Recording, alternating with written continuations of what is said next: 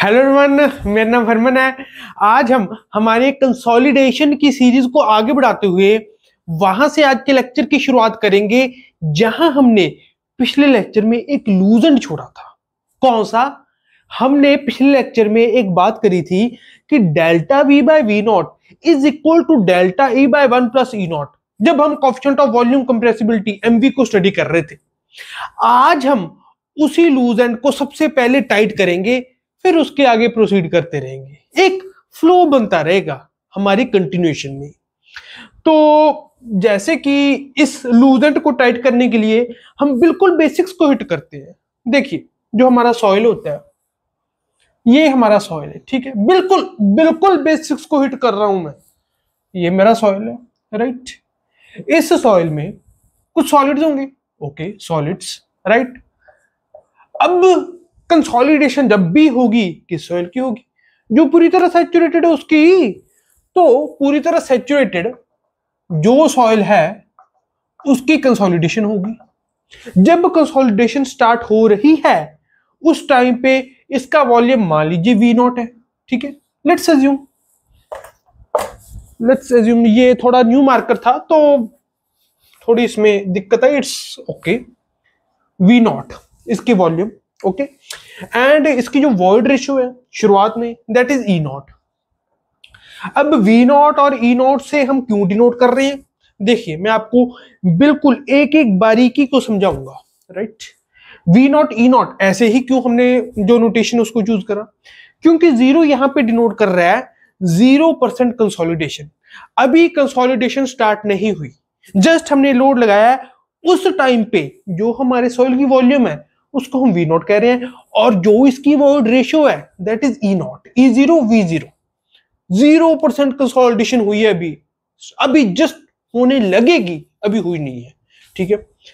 तो v naught and e naught, इसमें of course जब हम इसका लिखने लगेंगे, जो ई नॉट की अगर मैं वैल्यू लिखूंगा तो that will be simple. E naught will be equal to volume of voids जो इसमें इनिशियली है, okay, volume of voids too, मैं इसको भी थोड़ा सा अच्छे से रिप्रेजेंट करने के लिए, थोड़ा सा चीजों को क्लियरली डिस्टिंक्टली रिप्रेजेंट करने के लिए वी नॉट लिख देता हूं, राइट, ताकि इस चीज का आपको अंदाजा रहे कि this is volume of voids at 0% consolidation divided by volume of solid.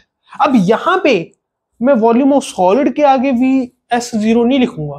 क्यों यार? वॉल्यूम ऑफ सॉलिड तो उतने रहेंगे, 0%, 50%, 100% कंसोलिडेशन हो जाए, जितनी मर्जी कंसोलिडेशन हो जाए, सॉलिड्स उतने रहेंगे। हाँ, वॉइड्स के वॉल्यूम में, वाटर के वॉल्यूम में, उनमें फर्क आएगा, इसमें मैं मानता हूं डेफिनेटली, ओके, आएगा। इसलिए फिर मैंने यहां पे 0 पुट किया है, राइट। तो उसमें तो आएगा वॉल्यूम ऑफ सॉलिड्स, वो उतना ही रहेगा। अब ई नॉट हमने लिख लिया, ओके। अब जब इसकी कंसोलिडेशन कंप्लीट हो गई तो मेरा जो सॉइल है ये कुछ ऐसा बन जाएगा। दिस सॉलिड्स उतने ही रह रहे हैं, तो इसके पैरेलली मैंने यहां पे लाइन ड्रॉ कर दी। ये है सॉलिड्स, ओके। और कंसोलिडेशन के बाद मान लीजिए इतनी ही वॉल्यूम मेरी टोटल रहेगी, और जो बची खुची वॉल्यूम थी उसमें आपको पता है कि पानी होगा, ठीक है। ये उस स्टेट की मैं बात कर रहा हूं जब कंसोलिडेशन कंप्लीट हो गई तो V100 इसको मैं डिनोट कर देता हूं। 100% कंसोलिडेशन हो गई, V100। उस टाइम पे जो वॉल्यूम है हमारे सॉइल की V100, और जो वॉइड रेशियो है that is let's say E100, ठीक है ना। तो V100 एंड E100। अब इस E100 को अगर मैं लिखने लगूं तो वो क्या होगा? E100 will be equal to, जो यहां पे, या तो मैं इसको ऐसे लिख सकता हूं कि वॉल्यूम ऑफ वॉइड्स इस केस का divide by volume of solids. नहीं, हम थोड़ा सा मैच्योर हो चुके हैं, कंसोलिडेशन वाला चैप्टर कर रहे हैं, थोड़े से एक आध स्टेप तो मैं स्किप कर ही सकता हूं, राइट। तो सीधा मैं ऐसे लिख रहा हूं, इसकी जो भी वॉल्यूम ऑफ वॉइड्स होगी उसको डायरेक्टली मैं इसकी फॉर्म में लिख रहा हूं। मैच्योर हो चुके हैं हम, कंसोलिडेशन वाला चैप्टर पढ़ रहे हैं, राइट। तो डायरेक्टली वॉल्यूम वी नॉट, इसमें से कुछ वॉल्यूम माइनस हुई होगी, माइनस कौन सी वॉल्यूम? जो इधर वॉल्यूम बची है, this volume, this particular volume, this one, ये वाली वॉल्यूम, इसमें गिरावट आई है कितने की, delta we, let's say delta we, जितनी वॉल्यूम कम हुई है दैट इज डेल्टा वी। अब जो भी ये डेल्टा वी है, this all decrease in volume is due to decrease in volume of voids, और decrease in volume of water, जो मर्जी कह दो, एयर तो है ही नहीं। तो चाहे आप इसको ऐसे डेल्टा वॉल्यूम ऑफ वॉइड्स लिख दो, चाहे आप इसको डेल्टा वॉल्यूम ऑफ वाटर लिख दो, आपकी मर्जी, जैसे आप लिखना चाहते हो, जैसे आप कंफर्टेबल महसूस करते हो लिख सकते हो आप। कंसेप्चुअल क्लैरिटी, इतनी सारी चीजें मैं क्यों लिख रहा हूं, कंसेप्चुअल क्लैरिटी के लिए, एक एक चीज आपको क्रिस्टल क्लियर हो जाए, क्वेश्चन को जैसे मर्जी घुमा दिया जाए आप कर लोगे, राइट। तो E100 will be equal to, जो पहले वॉल्यूम थी उसमें से कुछ माइनस होगी, माइनस कितनी हुई, delta we, okay, this delta we, ये माइनस होगी, this will be my volume of words currently, जब कंसोलिडेशन कंप्लीट होगी, this will be my volume of word, क्यों, डेल्टा वॉल्यूम ऑफ वर्ड्स जो पहले थी उसमें से डेल्टा वॉल्यूम ऑफ वर्ड्स कम होगी, ओके, और जो डेल्टा वॉल्यूम ऑफ वॉइड, जो भी वॉल्यूम ऑफ वॉइड कम हुई, दिस इज इक्वल टू जो सॉइल में वॉल्यूम कम हुई, क्योंकि वॉल्यूम ऑफ सॉलिड तो उतनी है, तो जितनी वॉइड की वॉल्यूम कम हुई उतनी सॉइल की ओवरऑल वॉल्यूम कम हुई, राइट।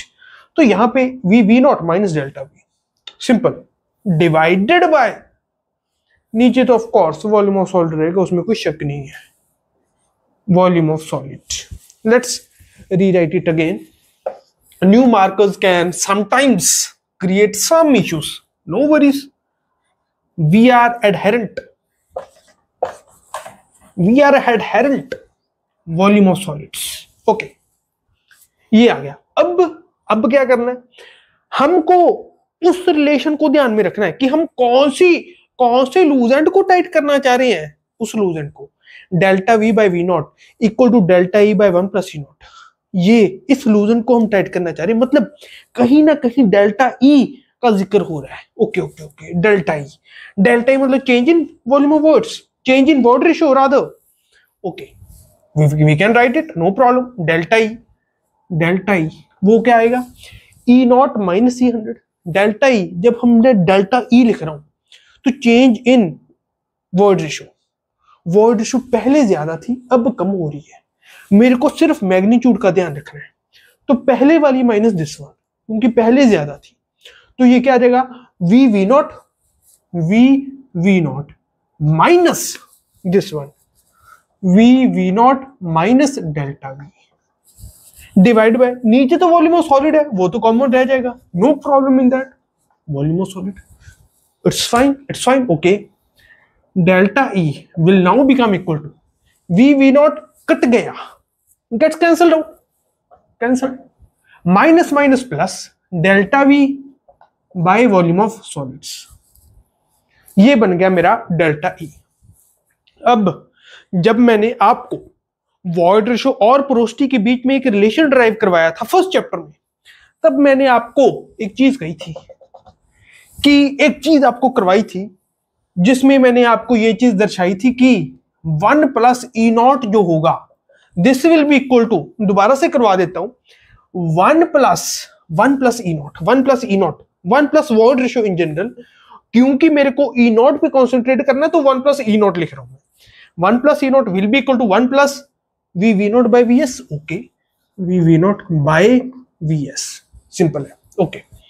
तो ये क्या आ जाएगा, v s plus v naught divide by volume of solid. अब वी नॉट क्या है, फर्स्ट केस में वॉल्यूम ऑफ वॉइड वो है ये, इसमें वॉल्यूम ऑफ सॉलिड में ऐड कर दूं इतना, तो ये क्या आ गया, फर्स्ट का टोटल वॉल्यूम वी नॉट मतलब volume of the soil before consolidation occurred, v naught divided by v s, simple, okay. So this becomes equal to 1 plus E naught equal to V naught by Vs, right? तो ये आपका ऐसे बन के आ गया। अब यहां पे delta E is delta V by volume of solids, 1 plus E naught is V naught by volume of solids। दोनों रिलेशन में this is number 1, this is number 2। एक चीज आपको कॉमन दिख रही होगी साफ, कि नीचे डिनोमिनेटर में वॉल्यूम ऑफ सॉलिड है, वो अगर मैं इस 1 डिवाइडेड बाय 2 कर दूं तो वो वॉल्यूम ऑफ सॉलिड कट जाएगा। तो कर लेते हैं, अगर कोई चीज कटती है तो उसको काट देते हैं, delta e. Let's use some other marker, no problem. Delta E by 1 plus E naught equal to, this will be equal delta we by we naught. क्यों? वॉल्यूम ऑफ सॉलिड तो कट जाएगा ना दोनों में से। It will simply become delta E by 1 plus E naught equal to delta b by we naught. Simple है। Okay, now अब जो भी डायग्राम से मेरे को इंफॉर्मेशन निकालनी थी, जो भी करना था वो मैंने कर लिया। अब मैं इसको रब कर सकता हूं। Now I can erase this. जो भी ये तामझाम करना था मैंने कर लिया, अब इसको मैं रिमूव कर दूंगा। सिंपल है। नाउ ये मैंने कर लिया। अब ये करने के बाद इस चीज को, ओ ये तो वो याद ही जो हमने ड्राइव करना था, क्या? Delta we by we naught equal to delta E by 1 plus E naught. कर दिया, उस लूज एंड को टाइट कर दिया। जो कोएफिशिएंट ऑफ वॉल्यूम कंप्रेसिबिलिटी थी, change in volume of soil expressed as a percentage और fraction of its original volume to the change in effective stress of soil, coefficient of volume compressibility. Basic definition यही थी, उसको हमने कर दिया that why it is equal to delta E by 1 plus E not divide by delta sigma bar. उसमें delta sigma बार आता है, इसमें नहीं आ रहा ऑफ कोर्स, क्योंकि इस साइड भी डेल्टा सिग्मा बार नहीं है। उस डेफिनेशन में आया था, उस फॉर्मूले में आया था, एमवी के फॉर्मूले में, यहां नहीं आएगा ऑफ कोर्स। तो ये अब हमने वो वाला जो लूजेंट था उसको हमने टाइट तो कर दिया है, पर हम यहां नहीं रुकेंगे। हम इसको थोड़ा और आगे प्रोसीड करेंगे। क्या? कैसे प्रोसीड करेंगे? देखिए, जो वॉल्यूम होती है, वॉल्यूम तो एरिया इनटू थिकनेस होती है, और आपको पता है हम अपने जो सॉइल होता है उसको एक सेमी इनफाइनाइट मीडियम मान के चलते हैं। सेमी इनफाइनाइट मीडियम मतलब जो उसकी डेप्थ है that is finite, area infinite, depth finite. और जब भी हम कंसोलिडेशन की बात करेंगे, हम बात कर रहे हैं हमारे लेवल पे ट्रजागिज वन डायमेंशनल कंसोलिडेशन थ्योरी। सिर्फ इन टर्म्स ऑफ थिकनेस सॉइल में डिफरेंस आ रहा है। जो कंसोलिडेशन हो रही है, जो सेटलमेंट हो रही है विद रिस्पेक्ट टू कंसोलिडेशन, वो सिर्फ अलोंग द थिकनेस हो रही है, एरिया में कोई फर्क नहीं पड़ रहा। तो जो डेल्टा वॉल्यूम है, इसको मैं ऐसे भी लिख सकता हूं that delta H into area, area तो उतने रह रहे हैं, डिवाइड बाय वी नॉट जो है उसको मैं लिख सकता हूं एच नॉट जो उसकी ओरिजिनल हाइट होगी उस स्पेसिमेन की, उस सॉइल की जिसको आप टेस्ट कर रहे हो।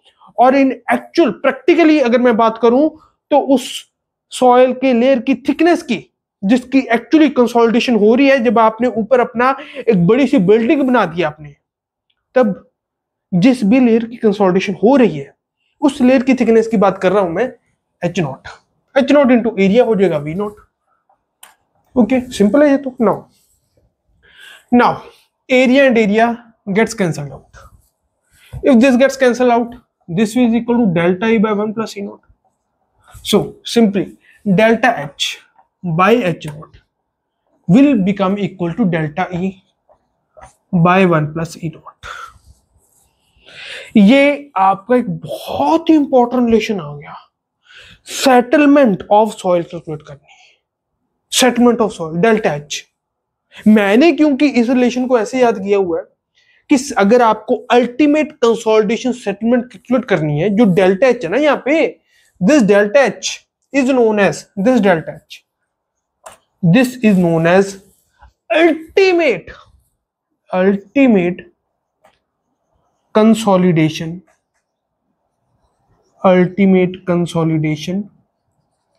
सेटलमेंट, अल्टीमेट कंसोलिडेशन सेटलमेंट इसको कहते हैं। अब जो डेल्टा एच है, मैंने इस फॉर्मूला को ऐसे याद किया हुआ है personally, delta H by H naught equal to delta E by 1 plus E naught. याद करने में आसानी रहती है। हाँ, अगर आपसे डायरेक्टली क्वेश्चन में पूछा जाए तो ऑफ कोर्स ऐसे जो इसको रिलेशन को लिखा जाता है वो ऐसे लिखा जाता है delta H is equal to h not into delta E by 1 plus E naught. The formula for ultimate consolidation settlement in terms of void ratio, कुछ ऐसा लिखा जाता है, पर मैंने इसको ऐसे याद किया हुआ है, ऐसे याद करने में आसानी रहती है। That delta H by H naught is equal to delta E by 1 plus E naught, right. तो ये हमने ना जो अल्टीमेट कंसोलिडेशन सेटलमेंट ये वाली डेल्टा एच, इसके हम 3 फॉर्मूलाज करेंगे total. This is the first formula, ये जो आपको याद रखना है, ये आपको अब बिल्कुल मेमोरी में आपके टाइट मतलब पूरा फिट होना चाहिए। The delta H by H naught of course it is equal to delta we by we naught equal to delta E by 1 plus E naught, ये याद होना चाहिए। डायरेक्टली इस फॉर्मूले के ऊपर क्वेश्चंस आएंगे आपको, आपके पास इतना टाइम नहीं होगा कि आप ड्राइव करो ना, हमने ड्राइव कर लिया, अब आपको डायरेक्टली याद होना चाहिए। जैसे कोएफिशिएंट्स आपको मैंने याद करने के लिए बताया, डायरेक्टली याद ही है हमको ये फॉर्मूला, ठीक है। डायरेक्टली क्वेश्चन आएंगे 1 मार्क के, इसके ऊपर 1 मार्क 2 मार्क जो भी, डायरेक्टली याद होना चाहिए। नाउ ये कर लिया हमने, अब डेल्टा एच का हम एक और फॉर्मूला करेंगे, राइट। टोटल 3 फॉर्मूलाज करने हैं, यही से उस फॉर्मूला की भी हम उठाते हैं, इसी यहां से शुरुआत करेंगे हम। इसको मैं रब कर देता हूं, हर एक चीज दूसरे से कनेक्ट करके आपको मैं सारी चीजें समझाऊंगा, कोई भी चीज नहीं लगेगी नहीं आपको, हर एक चीज दूसरे से कनेक्ट करके, right. Now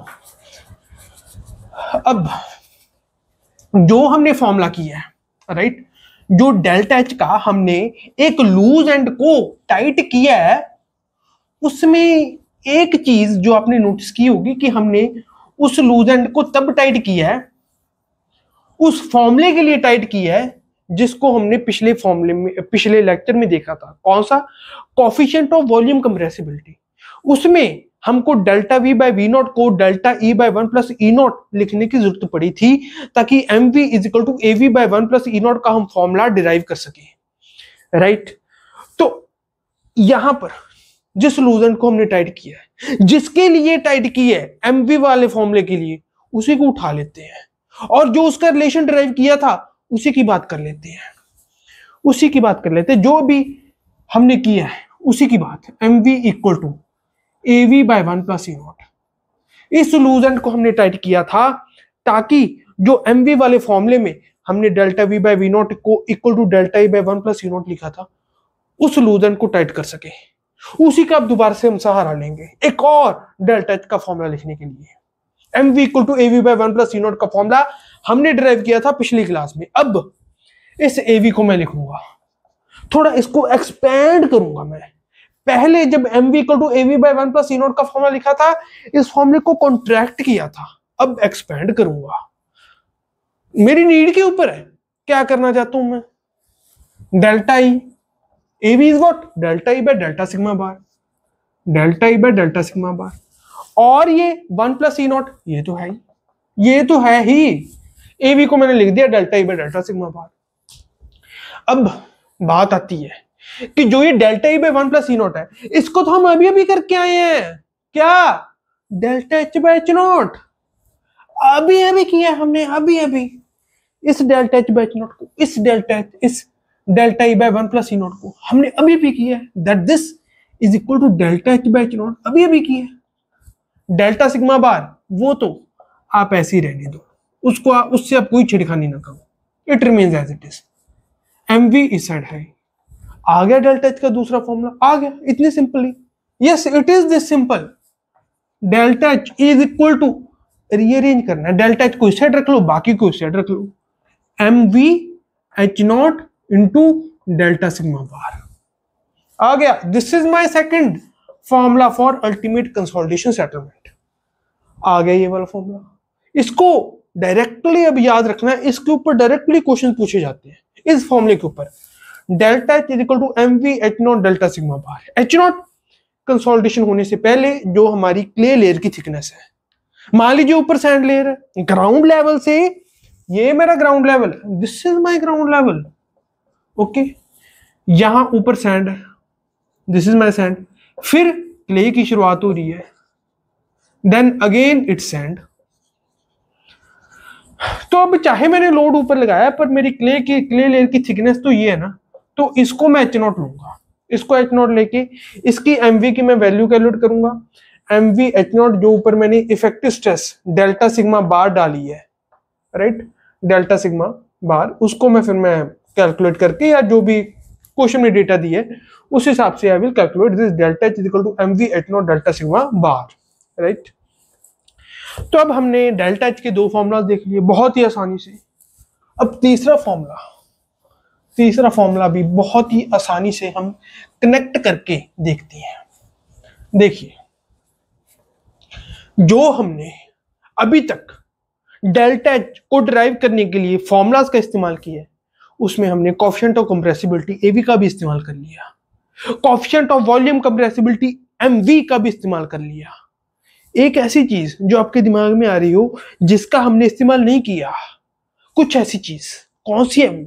coefficient of compression, coefficient of recompression, ये हमने छोड़ दिए, बाकी कोएफिशिएंट्स का इस्तेमाल कर लिया, कोएफिशिएंट ऑफ कंप्रेसिबिलिटी का इस्तेमाल कर लिया, कोएफिशिएंट ऑफ वॉल्यूम कंप्रेसिबिलिटी का इस्तेमाल कर लिया।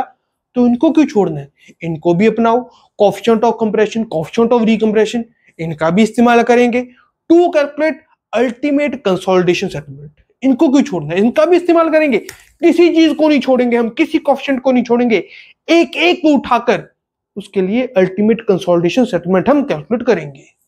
नाउ कोएफिशिएंट ऑफ कंप्रेशन, ये हमने क्या पढ़ा था? Coefficient of compression, this is simply delta E by log of sigma 2 bar by sigma 1 बार। ध्यान दीजिए, डेल्टा ई आपको डायरेक्टली मैग्नीट्यूड देखना है कि वॉइड रेशियो का डिफरेंस क्या है, डिवाइड बाय लॉग ऑफ जो बड़ी वाली स्ट्रेस है सिग्मा 2 बार डिवाइड बाय छोटी वाली सिग्मा 1 बार। डायरेक्टली आपको फॉर्मूला ऐसे अप्लाई करना है, लिखने नहीं बैठना पेपर में CC equal to delta E by log of ना, डायरेक्टली वॉइड रेशियो का डिफरेंस देखो कितना है, ओके, डेल्टा ई ऊपर, डिनोमिनेटर में लॉग ऑफ बड़े वाली बाय छोटे वाला, बस। तो ऐसे कोएफिशिएंट ऑफ कंप्रेशन का हमने ये वाला फॉर्मूला किया है, ओके। नाउ अब इसमें एक चीज, अगर आपने जो हमने पहले दो फॉर्मूला डिराइव किए, एक चीज अगर आपने अच्छे से नोटिस की हो, वो ये थी कि हमको कैसे ना कैसे delta E by 1 plus E not का इस्तेमाल करने की जरूरत पड़ रही थी, ताकि हम delta E by 1 plus E not को delta H by H not लिख सके। ये चीज तो आपने नोटिस कर ली होगी, राइट। अब इसमें डेल्टा ई तो है, 1 प्लस ई नॉट है नहीं, क्या करें? इंट्रोड्यूस कर दो, no problem, no problem. 1 plus ई नॉट से आप मल्टीप्लाई डिवाइड कर दो, क्यों? ताकि इस delta E by 1 plus E not को आप delta H by H not लिख सको। इस delta E by 1 plus E not को मैं लिख रहा हूं delta H by H naught. I am writing this as this. Now जो बाकी का था 1 प्लस ई नॉट ऊपर वाली साइड पे और नीचे की साइड पे log of sigma 2 bar by sigma 1 बार, उसको मैं एज इट इज लिख देता हूं, ओके। अब डेल्टा एच आपके सामने है, बस टर्म्स को रीअरेंज करना है और आप अपनी अल्टीमेट कंसोलिडेशन सेटलमेंट को कैलकुलेट कर लोगे। We can do this, delta H is equal to C C H not, okay, divided by 1 plus E not, okay, into log of sigma 2 bar by sigma 1 bar. ये आपकी अगली derivation हो गई और delta H ultimate consolidation settlement को calculate करने का तीसरा फॉर्मूला आ गया, C C H not by 1 plus E not log of sigma 2 bar by sigma 1 bar. अब इस फॉर्मूले को कई बार कुछ अलग तरीके से लिखा जाता है, हालांकि मैं आपको रिकमेंड करूंगा कि आप इस फॉर्मूले को ऐसा याद कीजिए, लाइक दिस, ताकि पेपर में अगर थोड़ा बहुत क्वेश्चन घुमाया जाए तो अगर आपने इस फॉर्मूले को ऐसा याद किया होगा तो it will be a better thing for you, right. पर कई बार क्या होता है कि इस फॉर्मूले को हो सकता है आपने पहले किसी दूसरी फॉर्म में देखा हो, तो मैं उस फॉर्म को भी आपके सामने इंट्रोड्यूस कराऊंगा। जस्ट इसको वैसे करना है कि जो सिग्मा 2 बार, ये क्या है कि जो सिग्मा 1 बार में पहले सिग्मा 1 बार थी मेरी इफेक्टिव स्ट्रेस, अब उसमें मैंने कुछ डाल दिया, राइट। पहले जैसे हम ऊपर से लोड लगाया है, उसकी वजह से डेल्टा सिग्मा बार इंट्रोड्यूस हुआ है, तो उसकी वजह से सिग्मा 2 बार हुआ है। तो जैसे हम बाकी चीजों को रिप्रेजेंट कर रहे हैं, वॉल्यूम पहले वी नॉट, वॉइड रेशो पहले ई नॉट, हाइट पहले एच नॉट, उसी तरह इफेक्टिव स्ट्रेस पहले कंसोलिडेशन के पहले सिग्मा नॉट बार, वैसे रिप्रेजेंट कर देते हैं। वैसे अगर हम इसको रिप्रेजेंट करें तो ये कुछ ऐसा आ जाएगा, C C H not by 1 plus E not log of, नीचे तो of course sigma not bar, divide by ऊपर न्यूमरेटर में सिग्मा नॉट बार प्लस जो हमने एडिशनल स्ट्रेस लगा रहे हैं जिसकी वजह से कंसोलिडेशन हो रही है उसको, डेल्टा सिग्मा बार। अल्टीमेटली आप देखिए, पहले अगर मैं इस फॉर्मूले के हिसाब से देखूं, सिग्मा 1 बार थी, सिग्मा 1 बार के ऊपर आपने कोई एडिशनल स्ट्रेस लगा दी, एडिशनल प्रेशर लगाया, जिसकी वजह से सिग्मा 1 बार से बढ़ के प्रेशर सिग्मा 2 बार हो गया, इफेक्टिव स्ट्रेस बिकेम सिग्मा 2 बार। तो उसको मैं ऐसे भी लिख सकता हूं कि जैसे पहले सिग्मा नॉट बार थी, अब सिग्मा नॉट बार में मैंने डेल्टा सिग्मा बार को इंट्रोड्यूस किया, जिसकी वजह से the overall stress became sigma not bar plus delta sigma bar. ठीक है, अब इस फॉर्मूले के हम थोड़ा अगर आगे बढ़े तो एक और केस आता है कि अगर आप इस फॉर्मूले को ध्यान से देखें तो बाय डिफॉल्ट हम मान के चले हैं इस फॉर्मूला में that our soil is normally consolidated. क्यों? मैंने आपको बताया था, इसीलिए ना चीजों को इंटरलेट करना, जो पुराना लेक्चर उसको अच्छे से देखना इसलिए इंपॉर्टेंट हो जाता है, क्योंकि मैंने आपको बताया था दैट कोएफिशिएंट ऑफ कंप्रेशन, या जिसको हम कंप्रेशन इंडेक्स भी बोल देते हैं, वो नॉर्मली कंसोलिडेटेड सॉइल्स के लिए होता है। ठीक है, अब जब मैंने डेल्टा एच का इन टर्म्स ऑफ सीसी फॉर्मूला लिख रहा हूं तो बाय डिफॉल्ट मैं मान के चल रहा हूं कि जो मेरा इधर सॉइल है, right, this is normally consolidated soil, by default ही मान के चल रहा हूं, right, this my soil is normally consolidated soil, NC soil, in short I am writing this. तो क्या हो, मान के तो मैं चल रहा हूं, क्या हो अगर मेरा सॉइल नॉर्मली कंसोलिडेटेड की जगह ओवर कंसोलिडेटेड हो, फिर क्या होगा? फिर आपको यहां पे जो डेल्टा एच में कोएफिशिएंट ऑफ कंप्रेशन की जगह हम उस कोएफिशिएंट का इस्तेमाल करेंगे जो ओवर कंसोलिडेटेड सॉइल्स के लिए इस्तेमाल किया जाता है। कौन सा होता है वो कोएफिशिएंट? पिछली क्लास में हमने पढ़ा है, वो कोएफिशिएंट है coefficient of recompression, CR H not by 1 plus E not log of course जो मान लीजिए सिग्मा नॉट बार थी पहले, राइट, फिर सिग्मा 1 बार होगी, डायरेक्टली अब मैं लिख रहा हूं प्लस डेल्टा सिग्मा बार वगैरह वगैरह, डायरेक्टली शॉर्टकट डेल्टा। अब आप थोड़ा मैच्योर हो चुके हो, अब आपने ये वाले फॉर्मूलाज पढ़ लिया, you are now a little bit mature, I can write this formula, delta is equal to CR H not by 1 plus E not log of sigma 1 bar by sigma not bar. This formula is for over consolidated soil. पहले मेरा soil over consolidated था, मैंने additional pressure लगाया, उसके बावजूद मेरा soil over consolidated stage में ही रहा, उसके लिए मैं this formula delta is equal to CR H not by 1 plus E not log of sigma 1 bar by sigma not bar. पर क्या हो कि मेरा सॉइल पहले तो ओवर कंसोलिडेटेड था, अब मैंने ऊपर से स्ट्रेस लगाई, जो रिजल्टेंट स्ट्रेस लगाई उसकी वजह से सॉइल नॉर्मली कंसोलिडेटेड बन गया। मान लीजिए 100 मेरी प्री कंसोलिडेटेड स्ट्रेस थी, ठीक है, अब फिलहाल जो सॉइल का प्रेशर लग रहा है उसकी वजह से, जो मिट्टी के ऊपर प्रेशर है उसकी वजह से अब मेरी लेयर के ऊपर the pressure is 80 kilo pascal, 100 kilo pascal pre consolidated stress थी, अब कितनी है 80, मैंने ऊपर से 40 लगा दी तो एंड में कितनी हो जाएगी 120। 100 पहले थी, 100 was my pre consolidated stress, sigma C bar, pre consolidated stress को हम जनरली सिग्मा सी बार से रिप्रेजेंट कर देते हैं, right, this was my pre consolidated stress.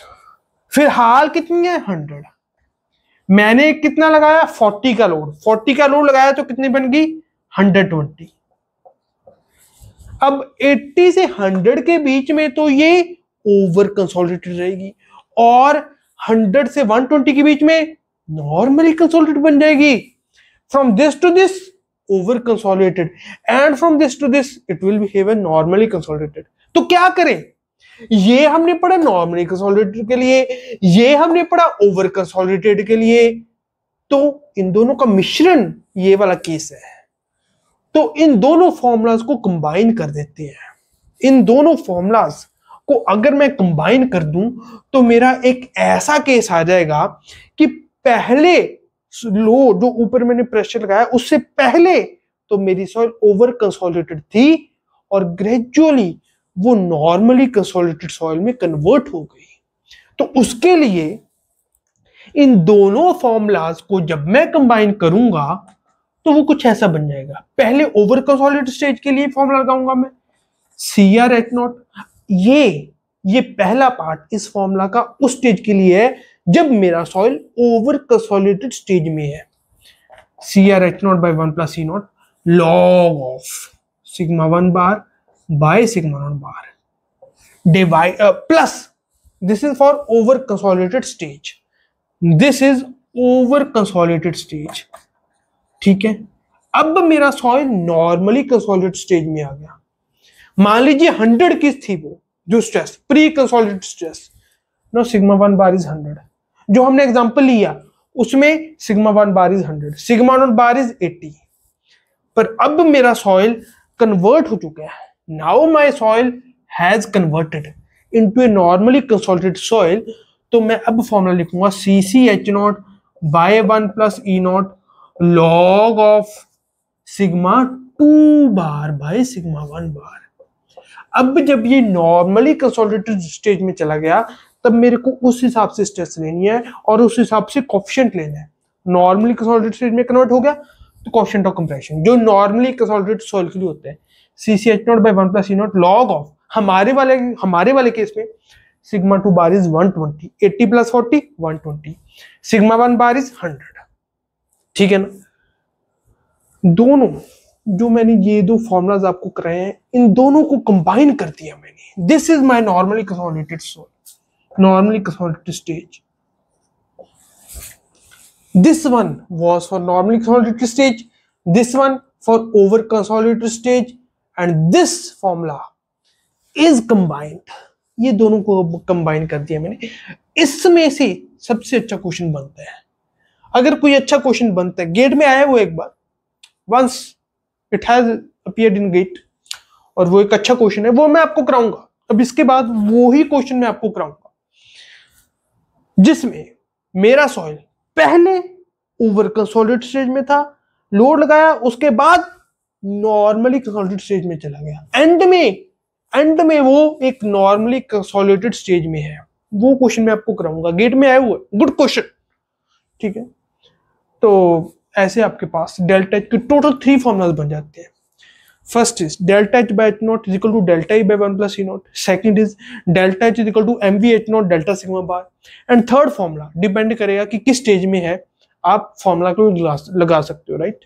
3 stages मैंने आपको बता दी हैं, उस हिसाब से आप अपने फॉर्मूला को लिख लोगे। Now let me see the time and then we will proceed further. So the time is above 30 minutes now, और उस क्वेश्चन को कराने में जो मेरा इसके बाद मैंने क्वेश्चन कराने का मेरा प्रोग्राम है उसको कराने में थोड़ा टाइम लगेगा। ठीक है, because that is a good question. ठीक है ना, तो उसको मैं एक्सप्लेन करना चाहता हूँ और उसके बहाने मैं आपको थोड़ी अप्रोच भी समझाना चाहता हूँ कि कैसे आप डिफरेंट क्वेश्चंस को, ना सिर्फ सॉइल मैकेनिक्स के बल्कि दूसरे सब्जेक्ट्स के भी, आप कैसे क्वेश्चंस को अप्रोच करें। क्वेश्चंस को अप्रोच करने की टेक्निक भी मैं आपको उस क्वेश्चन के जरिए सिखाना चाहता हूँ। So that question we will do in our next class, right? Time की थोड़ी limitation है due to technology limitations that I currently have. So the next we will proceed with our lectures of consolidation in our next class. उस numerical से हम शुरुआत करेंगे हमारे next class की, right? For now it's okay. Thank you very much.